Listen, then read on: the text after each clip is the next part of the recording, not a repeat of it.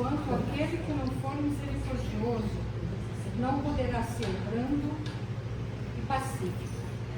Ela consiste no esquecimento e no perdão das ofensas.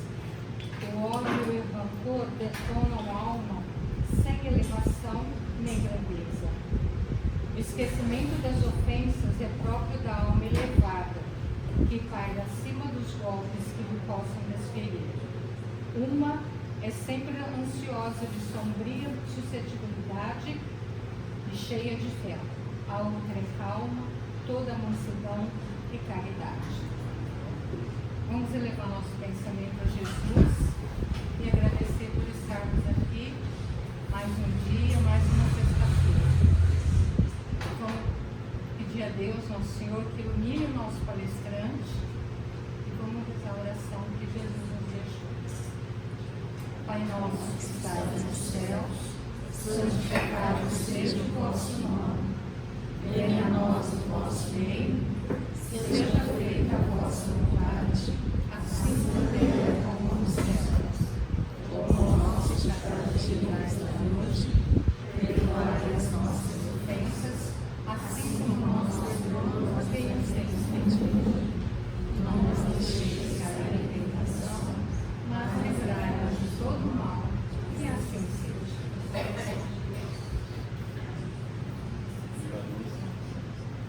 Boa noite. Boa noite a todos. Sejam todos muito bem-vindos à Associação Espírita Mariana do Nascimento. É um prazer recebê-los nessa noite de sexta-feira, assim, iluminados pelas lindas músicas dos nossos amigos Zé Denir e Célia, por essa linda oração da Lúcia, também nossa trabalhadora. Lembrando que sim, somos uma casa espírita, mas não canso de dizer que somos uma casa aberta a todas as religiões, crenças e credos que aqui quiserem compartilhar conosco. A noite de hoje é o Encontro das Famílias. O Encontro das Famílias é um encontro mensal que temos aqui no Mariano, onde uma vez por mês, com temas sugeridos pela equipe médica espiritual, a gente divulga e convida os familiares das pessoas que fazem algum tratamento aqui no Mariano a compartilhar conosco e estar aqui para ouvir os temas sugeridos por eles. Esse trabalho foi direcionado para a Maitê, minha esposa e eu, então a gente já viu a gente algumas vezes. O tema sugerido dessa vez é a análise do ego. Por que Encontro das Famílias? Porque a gente faz isso uma vez por mês, por orientação da equipe espiritual. A gente acredita que o tratamento só é completo a partir do momento que a família está imbuída e está junto com a pessoa assistida. 100% dos casos de cura, de tratamentos aqui realizados, submeteu a algum tipo de mudança de hábitos já pré-existentes, isso é fato. Então, como vai ter todas as mudanças, é importante que todo mundo esteja na mesma página. Jesus já falou, né, que pela peregrinação e pelas curas que ele aplicou, foi a sua fé que te curou. Vá, dê graças. A gente sabe que a fé cura, associada que a gente tem a parte para não esquecer a medicina terrena, o tratamento espiritual, e a fé vai curar mesmo. Mas só a reforma íntima vai fazer com que esse tratamento se perpetue. A fé traz a gente à casa espírita, faz a gente buscar alguma coisa melhor, mas a gente tem que procurar sair daqui um pouco melhor do que a gente entrou. Então, que possamos envolver mais um pouco nessa lição.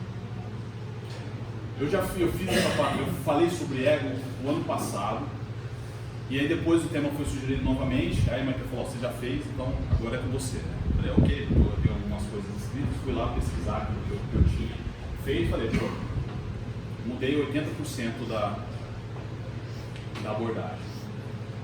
Eu achei que estaria um pouco mais, tá pronto, vai ficar. Não. Aí eu perguntei: por que será isso, né? Será que é aquilo de ficar um pouco diferente? Talvez a minha visão agora seja um pouco diferente, o que eu olhei também, de tentar compartilhar com vocês também um pouco diferente. Eu acho que isso é a gente sempre, um ano após ano, sempre procurando, né, ver alguma coisa diferente. Para começar a nossa discussão de hoje sobre análise do ego, Eu trouxe aqui um amigo que eu gosto, desencarnou em 2015, Antônio Bujana. Ele fez um programa que eu mais gostava de ver na televisão, que chamava Provocações, na TV. Programa de entrevistas. Totalmente diferente, o único, só ele fazia daquele jeito. Ele fez de 2010 a 2015. Um mestre na arte de perguntar e conseguir tirar perguntas que ninguém esperava. Ele fazia isso assim como ninguém. Ele conseguia, se a pessoa chegasse com uma máscara, ele conseguia tirar a máscara da pessoa. Ele não tinha máscara nenhuma. O jeito que ele... Vocês conhecem, já ouviram provocações? Ele colocava, ele é cineasta, diretor, né? E é um cara com todas as situações, viram? Um pessimista assumido. Mas ele, como entrevistador, assim, ele é muito fantástico. E eu falei assim, então ele tem que faz a pergunta assim e tira a gente da zona de conforto, porque ele fazia isso com as pessoas. Eu queria que vocês pensassem a respeito dessa pergunta. Quem é você? Ele faria a pergunta e falaria assim, quem é você? Aí você responderia alguma coisa, ele responderia, quem é você? Não, pode pensar nisso. Quem? A pergunta dos pais. Quem sou realmente? Querem anotar?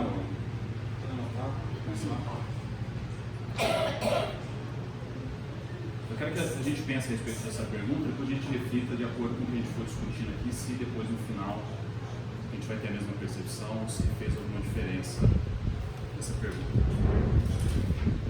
Falando em personagem, há 2000 anos, século I, o senador senador Publius Lentulus, primeira encarnação documentada de Emmanuel. Um livro, eu li esse livro em 2015, é um dos livros mais fantásticos que eu já li. Quem não leu, é uma obra sensacional. Só um resumo aqui para quem não conhece. Tendo como cenário o cristianismo nascente no século I, há 2000 anos mostra embate entre a arrogância das famílias patrícias e a simplicidade fraterna dos primeiros cristãos, numa trama em que opostos como sofrimento e alegria, esplendor e miséria, poder e escravidão, crueldade e benevolência, perdão e vingança se entrelaçam na realidade familiar de Publius Lentulus, Emmanuel, interferir em sua relação com os filhos e com a amada esposa Lívia, convertida aos sublimes ensinamentos de Jesus, a contragosto do esposo. Então isso se desenrola, e essa obra foi psicografada por Chico Xavier em 1939 e teve toda uma preparação, porque durante essa encarnação, Emmanuel, como Publius Lentulus, teve contato direto com Jesus. Nossa, negou Jesus. Quantas pessoas negaram Jesus? Né?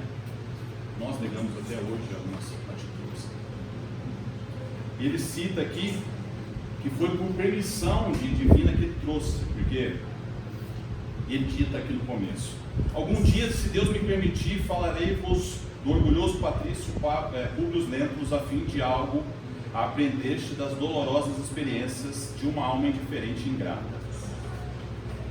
Então ele consegue narrar aqui, se você imaginar que ele teve todo esse contexto, você imagina Roma século I, onde eles adoravam todos os deuses de pedra, ele o senador, onde o poder imperava, onde as grandezas, está documentado de Roma, aquelas grandezas, aí você chega, alguém, filho de carpinteiro, nascido na manjedoura, e dizendo o novo profeta, se dizendo às pessoas. E ele foi um que a esposa acabou seguindo, e ele não. E aí, 50 anos depois de toda essa trama, é uma sequência de Emmanuel que são 5 romances, que é há 2000 anos, 50 anos depois, Ave Cristo, Renúncia e Paulo Estevam. Não necessariamente é uma sequência de datas, os 2 primeiros como Emmanuel ali na parte central, narrando sua história, e nas outras ele também participando, mas não como personagem principal, outras personagens envolvidas ali. 50 anos depois, passados 50 anos de sua trajetória como senador por dos Lemos, o espírito Emmanuel retorna à existência terrena em uma realidade totalmente diferente da anterior, como um escravo Nestório. O autor espiritual vivencia a lei de causa e efeito e reencontra alguns personagens apresentados no livro 2000 anos, enquanto percorre um caminho de aprendizado sobre orgulho e vaidade, sobre sinceridade e misericórdia. Então, depois de toda essa existência como senador, de todos esses embates, de viver isso, de ter contato com Jesus e não acreditar, de todo esse orgulho, ele narra isso 50 anos depois. Por que eu trouxe essas duas, principalmente esses dois pedaços? Porque somos nós, sequência de existências, né? E que essas existências nos trazem todos os obstáculos, os desafios que a gente tem para nos acertar durante essa caminhada evolutiva. E depois dessa experiência, tem uma parte que narra, que serve para a gente até hoje. Ele narra aqui no começo: é possível que também tenhas amado e sofrido muito. Algumas vezes experimentaste sobre o fio da adversidade, enreguelando o teu coração. De outras, feriram-te a alma bem intencionada e sensível à calúnia ou desengano. Em certas circunstâncias, olhastes também para o céu e perguntastes em silêncio: onde se encontraria a verdade e a justiça, invocando a misericórdia de Deus em preces dolorosas? Conhecendo, porém, que todas as dores têm uma finalidade gloriosa na redenção do Espírito, lê essa história real e medita. Então tem uma história real, justamente isso. A gente olha para o céu, reclama do que está acontecendo. Por que está acontecendo isso comigo? A gente coloca a culpa em alguém, é sempre alguém que o culpado das nossas situações. Mas a gente tem que entender que essas sucessões, assim como o Emmanuel relata aqui, aconteceu. Se hoje a gente pode ser, não somos vítimas das circunstâncias, mas o que está acontecendo com nós talvez seja restício de alguma existência. Então são exemplos vivos, muito importantes, que a gente tem que meditar a respeito. Então somos uma sucessão de personalidades encarnadas que são armazenadas em nosso espírito. Ok, até aqui?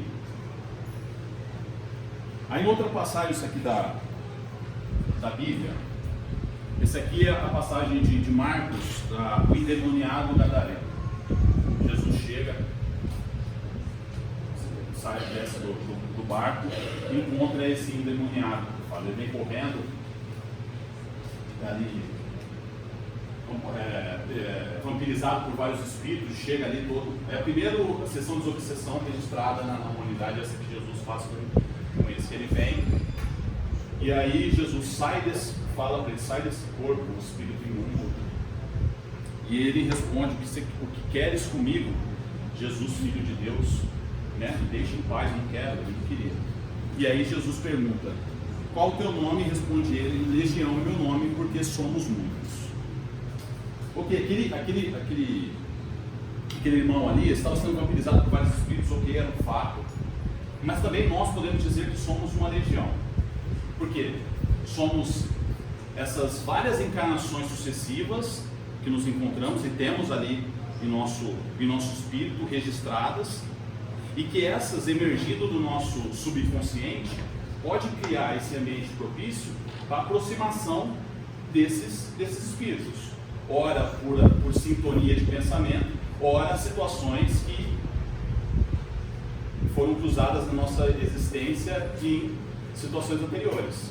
Então, por essa conclusão, a gente vê que existe várias encarnações e isso causa ambiente propício. E que toda essa história tem a ver com essa questão do ego? Por que isso tem a ver com ego? Você pode me ajudar hoje, entende? Da última vez você me ajudou bastante, eu acho que você pode contribuir. Você leu esses 2 livros? Li. Gostou? Gostei. É isso mesmo que eu falei? Eu falei alguma coisa? Não é?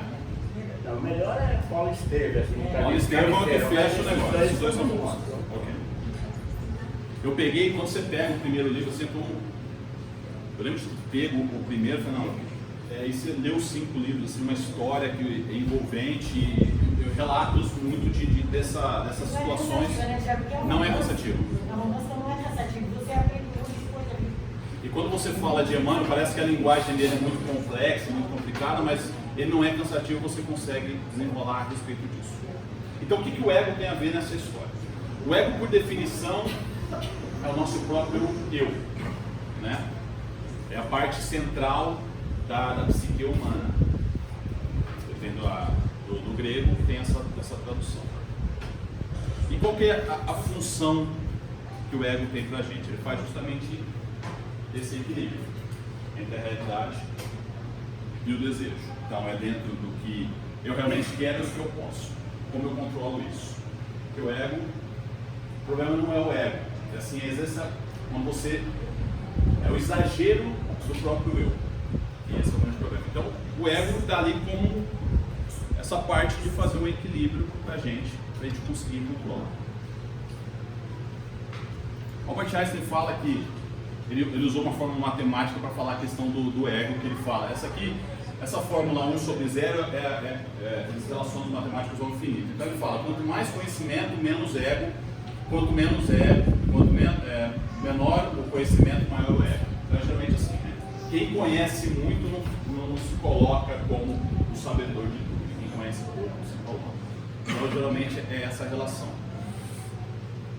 E aí eu não poderia deixar de citar a Joana de Anges, que é a grande pesquisadora da psique humana, que fala no livro O Despertar do Espírito, que a gente tem esses dois egos, os dois eus, que fazem o equilíbrio, que são o eu pessoal, o individual, que é o resultado das aquisições do processo existencial. Então o eu pessoal existencial é a gente agora, é aqui, são vivências atuais que a gente, como uma nova personagem, dentro do ambiente que a gente é inserido, a gente vai acumulando nossas existências. E o eu superior, que responde a todas essas histórias, que eu falei aqui do Emmanuel, quando ele foi por os dentros e história, que é armazenado na parte espiritual. Então, aqui eu vou administrando isso. O que fala personagem? Persona vem de máscara, que foi aqueles teatros onde eles usavam as personas, as máscaras, para falar isso. Então o eu pessoal que constrói essa personagem que estamos aqui agora. É da onde deriva o termo personalidade, o eu pessoal que constrói a existência de agora e depois vai criando outras e armazenando isso em nosso espírito. E por que a gente não tem todo esse conflito de como que eu administro isso? É justamente é o privilégio do esquecimento. É uma das questões do livro dos Espíritos, que a gente conseguiria administrar tudo isso de uma vez aqui. Mesmo quando a gente desencarna, não é mostrado para a gente todas as nossas experiências de uma vez só. Quem aqui, na situação que a gente está agora, poderia receber um filho na família, sabendo que aquele filho foi um algoz no passado, que fez alguma coisa ruim para você, né? Que possa ter tirado a sua própria vida, e você amar ele como a única coisa que você pode amar na sua vida, se a gente não tivesse esse privilégio de esquecer essas existências. Como que a gente ia conseguir trabalhar com toda essa verdade emergindo do nosso subconsciente, e a gente sabendo de onde veio? Isso está tudo armazenado no nosso subconsciente, pode ser resgatado. A gente não recomenda, até por isso, mas você vê que existe terapias de vidas passadas. Mas o esquecimento é uma ferramenta para a gente evoluir. E se a gente lembrasse do passado, a evolução ela ficaria fundamentada em atitudes nossas do passado. Então, o valor da evolução é você fazer a coisa pelo aprendizado nesta encarnação, sem saber do que aconteceu no passado. Senão, onde estaria o nosso mérito com isso? Onde estaria o mérito? Porque eu soube que eu fiz alguma coisa, aí que eu vou ser eu soube que eu preciso resgatar alguma coisa. Seria o nosso mérito de amar a Deus e amar o próximo como a nós mesmos, amar todas as pessoas indistintamente. Aonde estaria o nosso mérito se a gente soubesse disso, né? E como que a gente conseguia administrar toda essa situação? A gente não consegue fazer isso hoje, com todo, né? Então, aí aqui no livro do Egos em Conflito, do Inácio Ferreira, médico que desencarnou, que fez um trabalho fantástico em Uberaba, Carlos Bacelli é o médico, todas as nossas existências ficam armazenadas em nosso subconsciente. Por exemplo, podendo ser chamado de cemitério de nossos egos. Ao reencarnar, nosso passado permanece relativamente esquecido, pois caso contrário, experimentaríamos forte tendência em repetir o desempenho de certas personalidades que já animamos. Então isso fica tudo armazenado no nosso subconsciente e nos dá a oportunidade de aqui tentar resgatar, sem saber, porque aí a gente precisa trabalhar esse amor independente para quem seja, porque senão não teria o nosso mundo. Então se o problema não é o ego, o problema é isso aqui, é o exagero do próprio ego. É você se achar o centro do mundo, achar que o seu problema, que o nosso problema é maior do que de outra pessoa, achar que o meu problema é maior do que o outro, não entender a situação do outro, é se colocar como o centro do universo. Não é nem a última bolacha do pacote, porque a última bolacha do pacote geralmente é esmagada, né? É aquela bolacha bem do meio, assim, sabe? Como se tudo acontecesse ali. Muitas vezes eu, assim, até pelo meu trabalho, assim, eu rodo muitos estados assim, do país, e toda vez que você vai em alguma cidade, em qualquer ramo assim, parece que sempre ali tem algum problema que é só dali. Eu conversei com a pessoa fala assim, meu, Ribeirão Preto é terrível, Ribeirão tem isso, né? Quem consegue trabalhar em Ribeirão Preto, trabalha em qualquer lugar. Aí você vai lá em Campinas, o cara de Campinas fala, quem trabalha aqui em Campinas consegue trabalhar em qualquer lugar aqui em Campinas. Aí você vai para São Paulo, não, São Paulo que é São Paulo, aí você vai para o Recife que é Recife. É aquele negócio de outro, mas você conhece o outro? Você tem ideia de como é o outro lado? A gente não tem conhecimento do todo, como que eu sei se o meu ali é o meu problema maior? E que essa capacidade que a gente tem de se colocar ali como a situação mais difícil a ser executada e menosprezando o outro em detrimento disso. Então essa situação de exercício da gente se colocar e observar que existem situações muito mais graves do que a nossa, situações para ser resgatadas, a gente não é a única situação que tem ali. Então o egoísmo é o grande problema. Na questão 913 do Livro dos Espíritos, Kardec pergunta aos espíritos qual é o grande mal da humanidade, que é o egoísmo. Dele derivam-se todos os outros males. Então é tudo a questão do ego que deriva todas as outras situações. No livro da Joana de Anjos, Atitudes Renovadas, ela traz reflexões importantes para a gente. A ideia falsa em torno do prazer estimula a ambição de posse. A ideia falsa em torno do prazer estimula a ambição pela posse. Isso é ou não é? O desejo de poder ter, não ser. A gente tem estímulos o tempo todo que para ser feliz eu preciso adquirir alguma coisa nova. Eu preciso ter o telefone celular. Eu preciso ter isso. Tudo relacionado a isso. Se você tem ou se você não tem, sempre é a questão da missão do poder. Acontece isso ou não acontece? A gente precisa realmente, a gente faz exercício de falar, realmente eu preciso disso? É o que eu tenho? É o que me faz ser?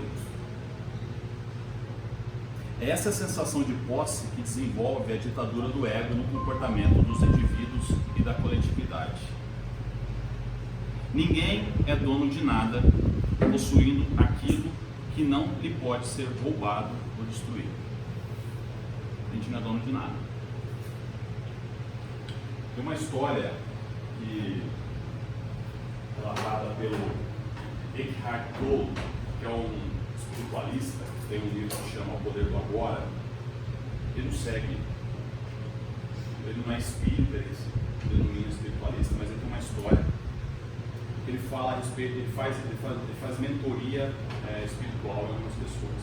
Ele conta a história de uma mulher, 40 anos, foi professora durante mais de 20 anos, começou muito cedo, foi professora, e no momento que ela adquiriu um câncer, foi o momento que ela procurou ajuda para olhar para dentro, se conhecer, e ele fazer esse exercício. Então ele fazia essas visitas com ela.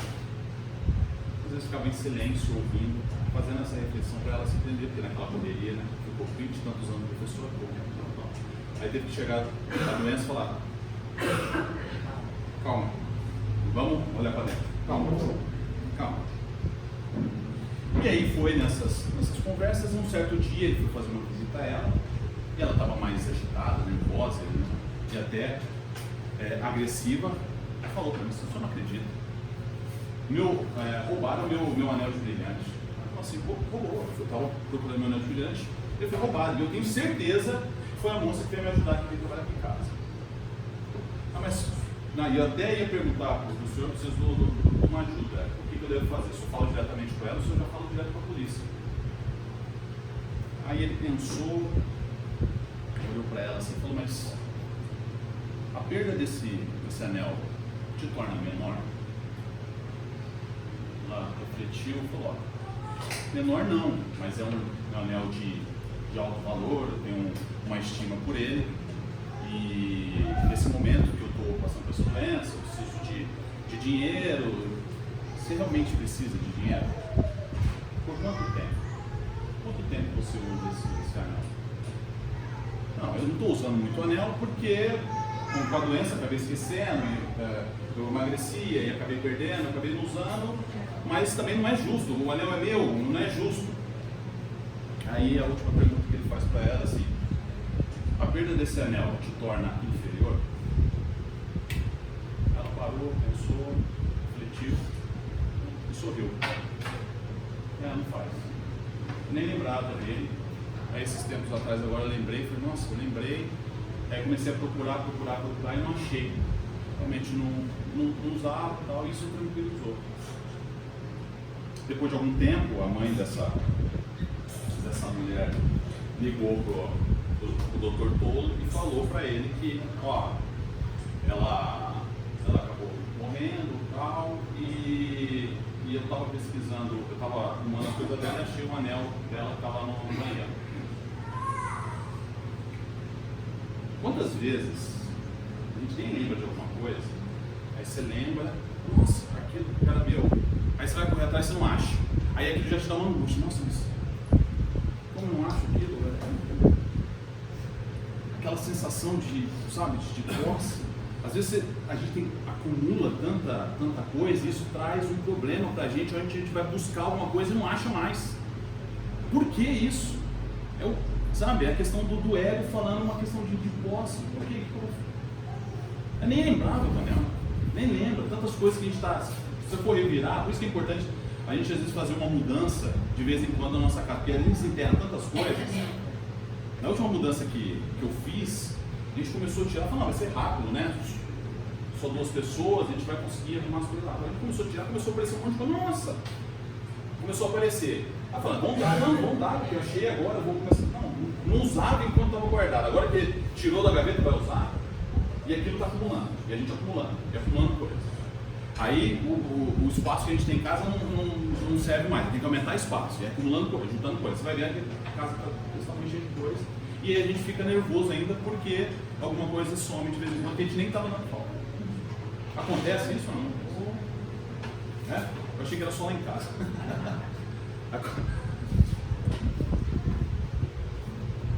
Aí, todas as...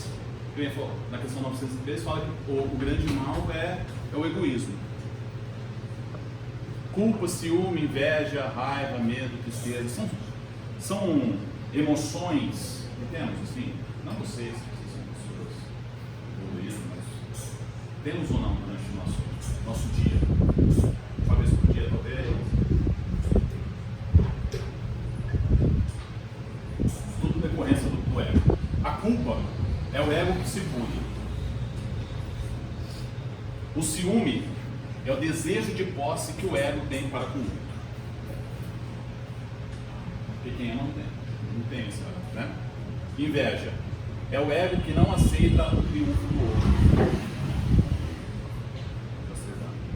A raiva, ego ferido. Por que a gente fica com raiva? Porque é ego ferido, né?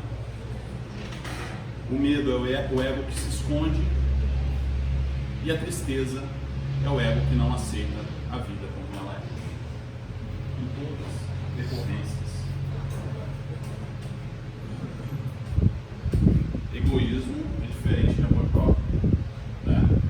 Amar a Deus sobre todas as coisas, ao próximo como a ti mesmo. Você só consegue amar o próximo amando nós mesmos. Não exaltando, escondendo a poeira embaixo do tapete. Realmente, ok, eu tenho minhas deficiências, meu orgulho, a minha inveja, a minha vaidade está ali, e com isso o que eu tenho para hoje, eu me amo mesmo assim.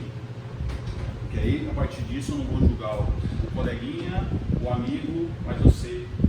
Então a gente tem que fazer essa diferença. E o poder do agora. Engraçado, o poder do agora, eu li ele há um tempo atrás. E eu não tinha gostado do livro. Eu achei que o cara deu uma viajada. Ele não era. Ele fala: o poder do agora é um guia para a iluminação espiritual. Eu li porque eu acho que foi uma indicação do trabalho. Eu li assim e não gostei. Eu achei meio estranho. Aí eu estava vendo uma palestra do Divaldo. O Divaldo falou desse cara. O Divaldo falou desse cara. Vou voltar de novo para ver se tem alguma coisa importante lá que eu acho que eu perdi. Mas sabe como é momento, às vezes, da gente julgar? Porque às vezes a gente vai ler alguma coisa, a gente não presta atenção no que a pessoa está falando, a gente quer que sintonize com aquilo que a gente acredita. Se o cara fala, você não pensa a respeito. Você fala: peraí, ok, ele está dando um ponto para você, você está sempre querendo argumentar, mas você não ouve. É a mesma coisa que eu não ouvi. A gente não ouve as pessoas. Quando a pessoa está falando, a gente está pensando o que eu vou falar para ela. Como eu vou contra-argumentar aquilo? Você não ouve genuinamente. Ouvir genuinamente, assim, você começar a falar, a pessoa está aqui, ó, já está aqui para falar para você. Está falando, ela já está aqui, ó. Já quer? Então você não está ouvindo. Você não está vendo um ponto de vista, você não está pensando a respeito, você não para assim um pouco. Peraí que eu estou pensando. Porque a gente já tem os nossos pré-conceitos determinados. Na leitura é a mesma coisa. Você está lendo, o cara fala alguma coisa estranha e você não tenta entender por que ele falou aquilo e você já tem a sua crença a respeito de alguma coisa, você entrega ele e fala: eu gostei. Para mim foi essa lição. Ele traz algumas reflexões importantes para a gente a respeito do agora. Para o ego, o momento presente dificilmente existe. Só o passado e o futuro são considerados importantes. Vamos pensar a respeito dessa frase? A partir do momento que a gente entrou aqui nessa sala, aqui nesse... Eu estou aqui 100% que eu quero estar aqui. Eu estou na alegria de estar aqui. Eu não quero que isso aqui passe. E que se passar eu vou ficar triste depois no final que passou rápido. A gente está o tempo todo olhando para o passado, o que a gente fez, e aqui no momento presente a gente sempre está programando alguma coisa para o futuro. Então no começo da semana, eu nunca curto a semana, eu estou sempre pensando no happy hour. Isso, por que eu penso no happy hour no começo da semana? A gente podia ficar triste se a semana passou rápido. A gente vai chegar agora no final de 2019 e falar assim: nossa, como passou rápido.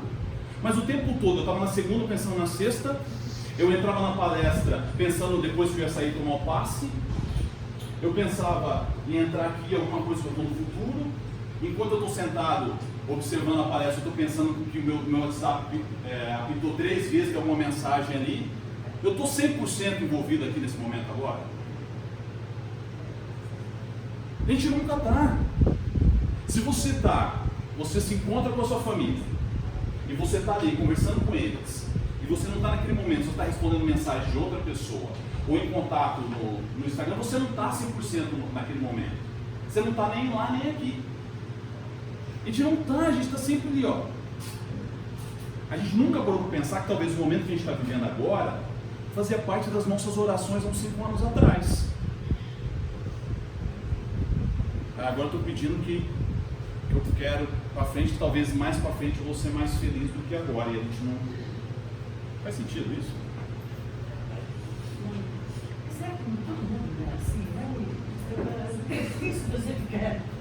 Então, isso está sempre pensando lá na frente. Vamos por aquilo. Então, eu poderia, né?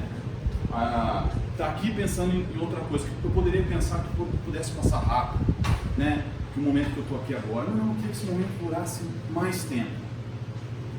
Eu estou aqui desse lado. Quem está do outro lado também, ou que vai em qualquer outra palestra, para que a gente entre, eu quero, se for uma frase que o cara fala para mim, que o palestrante na hora de falar, vai ser proveitoso para mim, eu consegui aproveitar aqueles 30 minutos, aqueles 40 minutos. Hoje eu estou pensando no que eu vou fazer depois que eu sair de lá, o que eu vou fazer no final de semana, o que eu tenho que preparar em casa, se dedicar ao momento presente. Ainda somos assim e vamos ser assim por um bom tempo, infelizmente. É um exercício que a gente tem que pensar a respeito. Ó, então, eu quero viver agora esse momento 100%. Agora eu quero. E a gente precisa fazer esse exercício. É exercício. Você sabe, Thiago, eu não vi a hora, não vou entrar no assunto geral, mas eu não vi a hora do meu filho, Thiago, completar um mês. Sim. Mas era uma ansiedade que tinha um lanchinho, o médico falou para mim, um mês, por aí só. Eu não vi a hora dele fazer um mês. Quando ele fez exatamente um mês, eu perdi de um. Então, às vezes, você não está aproveitando agora. Sim. E você acaba perdendo. Às vezes é os últimos momentos seu. Exato. E você não aproveitou, você estava com pressa para acabar. Não, com pressa. E agora você tem aquela saudade de querer pegar de novo o Thiaguinho no colo assim, agora ele tá grandão. Entendeu? Né? Então, por exemplo, assim, a gente tem uma pressa boba, né? Hoje a gente fica resgatando essa questão do passado como se aquilo fosse a gente, né? Então, se alguém escreveu assim, quem é você, e você colocou que foi uma pessoa que trabalhou 30 anos na Nestlé, isso não é você. Você não trabalhou isso. Você está tentando puxar do seu passado alguma coisa para projetar no futuro. Aquilo não é. O que a gente é daqui para frente? O ego está sempre preocupado em manter vivo o passado, porque pensa que sem ele não seríamos ninguém. Entendeu isso? Nossa, construir alguma coisa, o que eu construí? Né? Se apagar aquilo, o que sobrou de você se você apagar essa construção que você fez, esse passado? O que sobra? O que você traz que não é perecível, que você não vai perder? Uma reflexão importante também. E se projeta no futuro para assegurar a continuação de uma sobrevivência ou buscar algum tipo de escape ou satisfação lá adiante. É aquela questão de você sempre colocar para frente, porque ali talvez tenha um futuro bom, né? Talvez o presente não seja tão bom, então eu sempre projeto na frente isso e coloco dessa forma.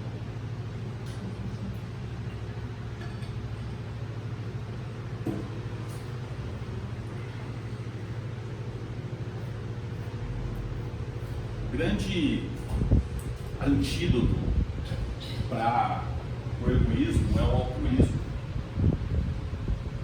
que a gente na doutrina espírita chama de caridade. Tem uma história que o Divaldo conta, que ele contou a respeito de um senhor que foi no geriatra fazer consulta de rotina.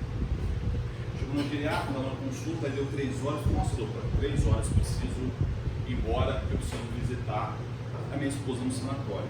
Você vai visitar, o que faz a sua esposa no sanatório? Ela tem Alzheimer, adquiriu há 5 anos, está no sanatório, visito ela 3 vezes por semana e agora eu preciso visitar ela.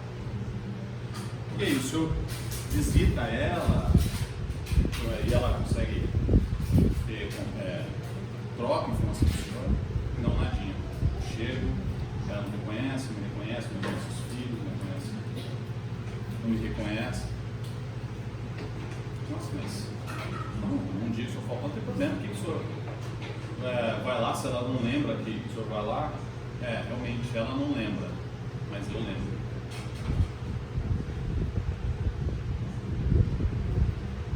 É você fazer, não esperando que alguém está vendo, não tem uma câmera ali filmando, ou que você vai contar para alguém, ou que você vai tirar uma selfie e postar. Fazendo porque você acredita que aquilo é bom, que aquilo vai ser proveitoso, e você está doando para outra pessoa, sem esperar nada em troca. Quantas vezes a gente faz isso? Isso é o altruísmo, é a caridade. Esse exemplo dessa pessoa é algo assim que nos inspira, né? Aí, todo mundo pensou naquela pergunta que eu fiz, quem é você, né? Aí tem essa parte que eu queria que vocês vissem comigo. O ego precisa de alimento e proteção o tempo todo. Tem necessidade de identificar nas coisas externas, como propriedades, status social, trabalho, educação, aparência física, habilidades pessoais, relacionamentos, história pessoal e familiar, ideais políticos e crenças religiosas. Só que nada disso é você.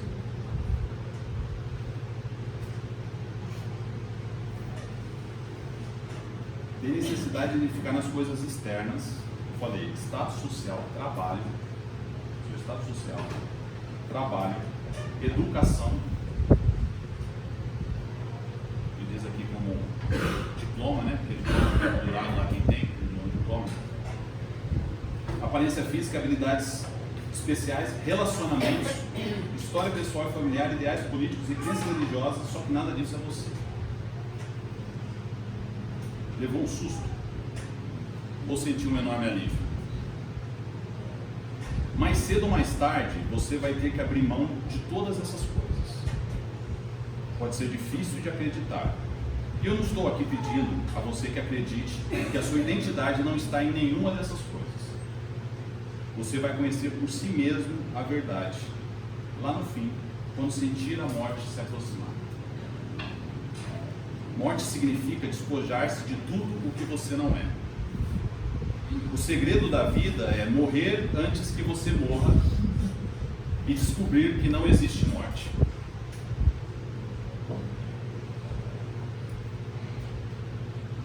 Não, vamos digerir isso.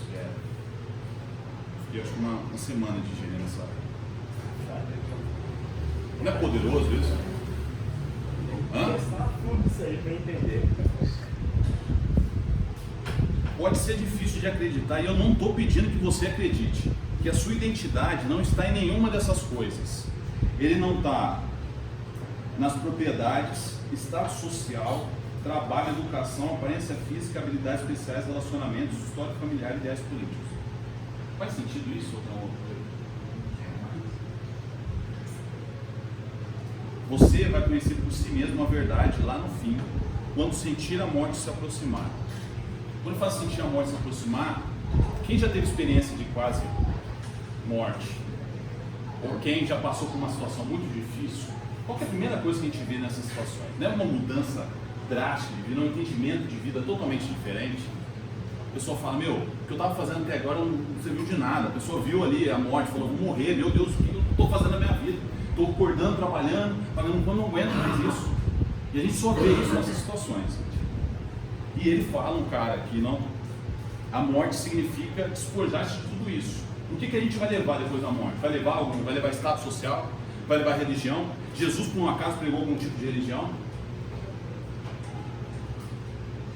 Não tem religião. É que nem os pensamentos bons não tem religião. A gente tem que se aprofundar, o que tem excelentes coisas. Não tem. Isso aqui não tem religião nenhuma, né? O que a gente está falando. O segredo da vida é morrer antes que você morra. E descobrir que a morte não existe.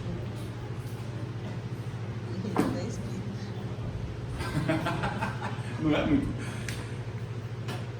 A proposta é justamente a gente pensar a respeito disso. Eu preciso passar por uma situação difícil para mudar as situações que eu estou tendo agora na minha vida. A gente tem que saber controlar o nosso ego, que ele vai estar sempre nisso, porque ele vai ter uma junção de vidas que a gente tem, e a gente está aqui para tentar mudar alguma coisa e conseguir sair daqui melhores do que a gente entrou, e que não seja uma situação muito adversa, porque faça a gente pensar a respeito disso.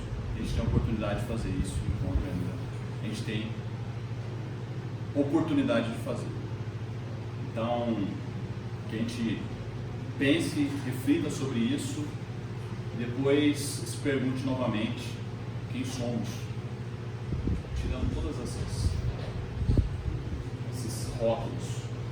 Se fosse sair daqui hoje, vou sentar e falar assim, realmente, sem o que eu fiz, sem o meu diploma, sem o trabalho que eu trabalhei 20 anos numa empresa, sem a minha crença, se eu sou de direita, se eu sou de esquerda, se eu sou espírita, se eu sou protestante, se eu sou evangélico, se eu não sei o quê. Não, ok. O que é você fora de tudo isso?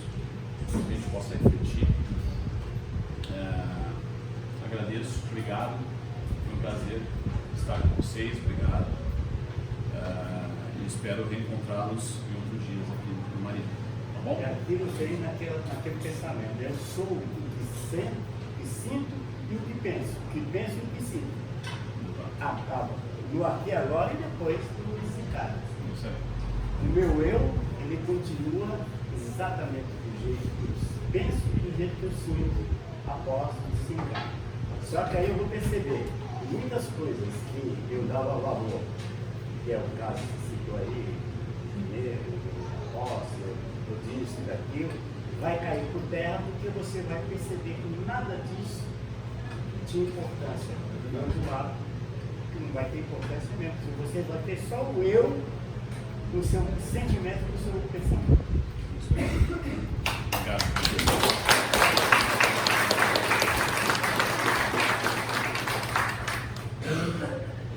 Alguma pergunta? Alguma coisa? Faz sentido essas coisas? Muita viagem? Não? Não dá nem pra falar. Complicado, a vida é complicada.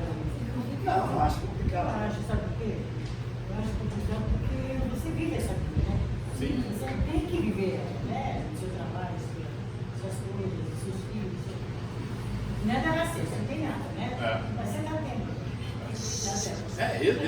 Esse é o ponto de a gente pensar a respeito disso. Porque a gente entra num. Hã? Você não pode só se matar por aqui, se desesperar, fazer as coisas mais light, né? É um exercício justamente por isso, porque às vezes a gente reflete um comportamento que sempre foi assim e a gente não para para pensar, por que eu estou fazendo isso? É o simples fato de falar assim, por que eu estou fazendo isso? Quem que, né? Eu posso fazer diferente ou não? Por quê? Então, esses momentos de parar e pensar a respeito das situações, por que acontece, por que não, e a gente entrar em contato com nós mesmos, é importante, porque a gente sai desse automático. É que enquanto nós estamos na matéria, a gente está com uma venda nos olhos. Então fica difícil de você captar todas essas informações, porque você está vivendo a matéria, vivendo o seu dia a dia. A partir do momento, se você projetar esse pensamento do desencarne, aí muda, porque lá as preocupações são outras. Não é? Mas e aqui é o exercício que a gente vai fazer justamente aqui. Então a gente está imerso no plano físico, que o corpo físico nos impõe limitações, que é justamente para a gente parar e pensar. Porque o nosso corpo hoje, o nosso cérebro é programado para economizar energia, o nosso corpo é programado para entrar em hábitos, não que o hábito seja ruim, mas a partir do momento que você adquire um hábito que não é bom, você faz isso sem pensar. Sem pensar, é automático, uma parte do cérebro específica faz isso. Então por isso que a gente tem que parar e pensar, eu quero renovar meus hábitos. E esses hábitos têm que ser renovados de tempos em tempos, porque se a gente ficar assim, cria um hábito, passa, o mundo vai evoluindo e a gente tem que ver se as nossas ações estão evoluindo junto com ele. Senão a gente vai ficar, porque senão você vai encontrar alguém que sempre acreditou no que foi feito no passado funcionava e quer mudar. Ah, por quê? Eu tenho que funcionar assim. Voltando aquele negócio do mundo espiritual, que a gente tem que ter o esquecimento do mundo passado e como é o mundo espiritual, porque nós temos que ter aquilo que está falando no início, nós temos que ter o mérito desse esquecimento e evoluir aqui agora com essas novas percepções que virão, que a gente tem que digerir e raciocinar. Fale, Letícia. Há 2 semanas atrás teve um rapaz que veio aqui e falou sobre família. Sim, igual. Isso. E daí ele falou muito sobre autoconhecimento e tal, como está com a família que eu tenho que vir de quintais, para estabelecer família. E daí já vinha uma sequência de palestras, já, e nos trabalhos aqui, batendo nessa tecla do autoconhecimento. Sim. Daí eu falei, cheguei em casa e falei assim, não, eu preciso ver esse negócio. Fui, pesquisei e tal, essa questão do autoconhecimento. E daí a primeira questão que tinha lá era quem é você. Daí eu fui responder a questão. peguei um caderno meu, comecei a escrever. E eu fui lembrando de tanta coisa, e eu chorava. Doeu. Isso é bom. Daí meu marido ficou preocupado, o que está acontecendo, né? E eu não falava nada, só um pouquinho só que eu já falo com Tá você. vendo que é importante a palestra das famílias para isso, para o marido entender por que ele está naquele momento. Meu Deus, está fazendo alguma coisa mal esse centro de vida para você. Eu sei que eu fiquei lá, eu acho que eu escrevi umas 5 páginas, assim. Parecia o Chico, psicografando, só que não. Daí, escrevi, chorei. E daí eu vi que tinha tanta coisa que está mal resolvida, que é tanta sujeira debaixo do tapete, que eu me pergunto como eu estou aqui ainda hoje. Você sabe? tirou debaixo do tapete? Tirou? Foi o primeiro passo, sabe? Porque quando a gente terminou a palestra, eu tenho problemas com meu pai, tá? E eu não consigo conversar muito com ele, a nossa relação é meio, oi, tudo bem, beleza? Liga no Natal, liga no Dia dos Pais, aniversário, vai por causa disso. E daí eu fiquei pensando assim, tipo, meu pai tá vivo, meu pai é jovem, meu pai tem 46 anos, eu vou fazer 24 semana que vem.